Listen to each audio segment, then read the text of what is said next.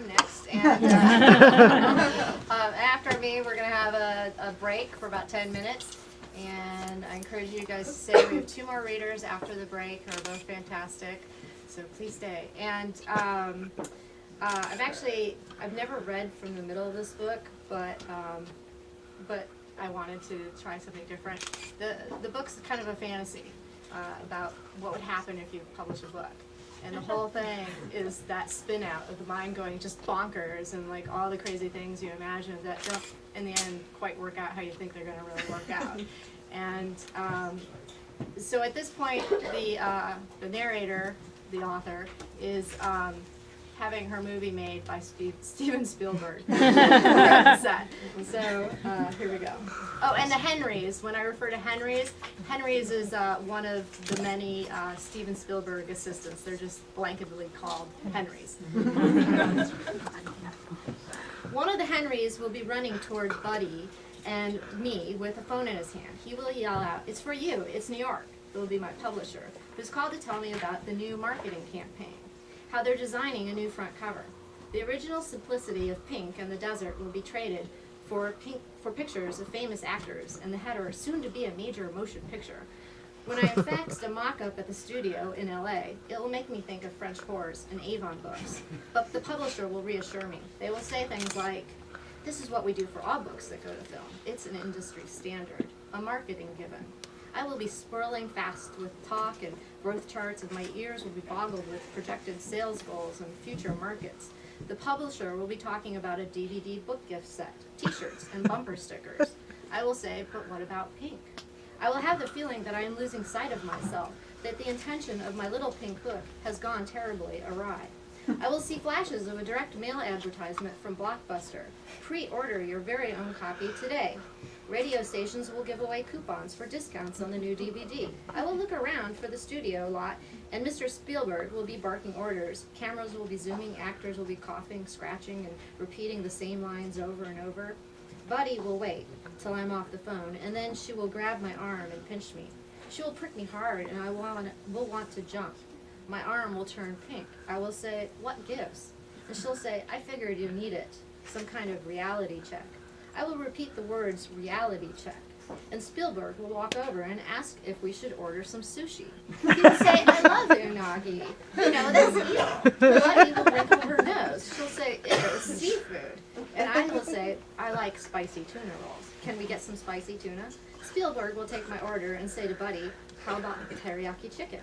And this will seem like a pretty natural conversation to be having. It will seem pretty natural to be that we are sitting in a director's chairs with Mr. Spielberg ordering sushi on the set for the movie of the book I will write. I will notice a female grip checking out Buddy, and I will have a near heart attack. I will not know what it is I'm experiencing. Jealousy. Total, blinding, maddening jealousy. Later, I will finally have to admit it. I will say it felt like someone was grinding me in their fist as if I was a miniature bee being crushed. My throat will close up, and my intestines will get all twisted, like everything inside has gone suddenly haywire. And the grip will just keep her eyes on Buddy. The grip's eyes will watch her move across the room, follow Buddy's steps, move for move. And I won't be able to think. I will want someone to knock the air out of me, as if it might help, as if the air was the problem. Buddy will turn to me with the butch grip watching, and she will notice my spastic movements, my eyes bulging slightly at the corners. She will say, "What's going on? What's the matter?" But I won't want her to know. I don't want to say it. After all, she's only known me for 2 days. She has to think I'm perfect, like the book, like the movie. I will think there is no room for my imperfections. I will not understand that it is my imperfections that make me who I am. I will cough. I will say, "Oh, it's just the wasabi. I ate too much wasabi on that last piece of sushi. It's burning my mouth." That's how I will feel. A burning that goes from my mouth to my toes. A burning that gets in my brain and blots out all other thoughts. Who is that grip? Is she cuter than me? Is she smarter than me? Will Buddy like her more than me? Will I ever be enough of any one thing to satisfy her? Will I suddenly be plagued by doubt? I won't know where it came from or that it's been there all along. I won't know that I've always been a jealousy freak. But I would never have actually cared that much about any one person, save my parents, but they hardly count. And I will cringe that I am not the solitary island I pretend to be. I will cringe that I am a late-blooming jealousy freak. I will have to close my eyes. I will have to close my eyes and listen to the sounds of the movie being shot.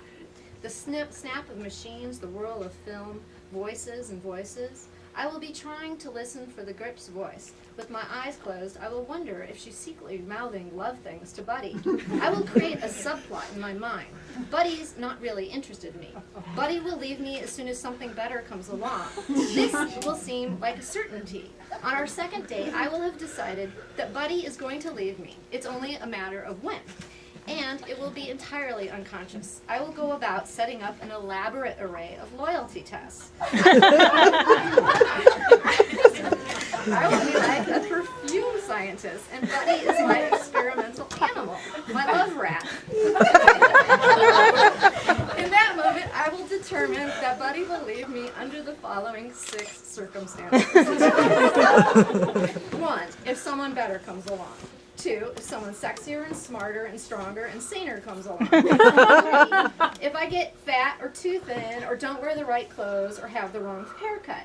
4, if the movie is a flop or a success or the book I will write is burned as heresy or hailed as brilliant. 5, if an old lover comes along who's changed and grown and wants her back. And finally, 6, if I am simply not good enough.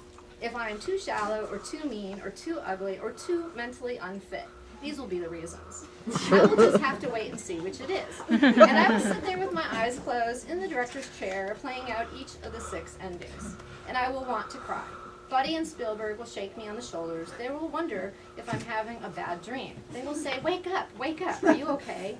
And I will excuse myself from the set. I will run outside to the fresh California air, to the bits of smog hovering, and I will run until I find a small, empty space. Maybe sit on a curb or hide under some corner where studio executives will simply drive past in their golf carts and leave me unnoticed. And I will cry and cry. I will suddenly be petrified of being hurt. I will suddenly be aware that Buddy can devastate me, that I am devastatable. And that's when it happens. Buddy comes looking for me. Buddy comes searching and searching, calling after me. Wait, come back. On the movie studio lot, my true love will find me huddled near the gutter. She will pick me up and hold me. She will wipe the tears from my cheeks. She will say, what is it? What's the matter? And I will say, I can't tell you now. I'm afraid. But if you give me a chance, I will tell you someday. Is that okay? And she will hold me there as tourists drive past in tour buses, snapping photos, cracking bubbles with their gum. In the background, we will hear a tour guide talking about Spielberg, about Jaws and E.T. We will hear the tour guide chattering over the loudspeaker. She will be saying how she was 8 when E.T. came out. She'll say, I'll never forget when E.T. was left all alone on our planet. And with that, her voice will fade into the background. And I will say, that's it. That's what I'm afraid of. Being left all alone on this planet. Do you ever feel that way? And Buddy will just hold me. We will rock back and forth on the lot. There will be this gentle swaying of body and bones and tears. She will say, you've got it all wrong.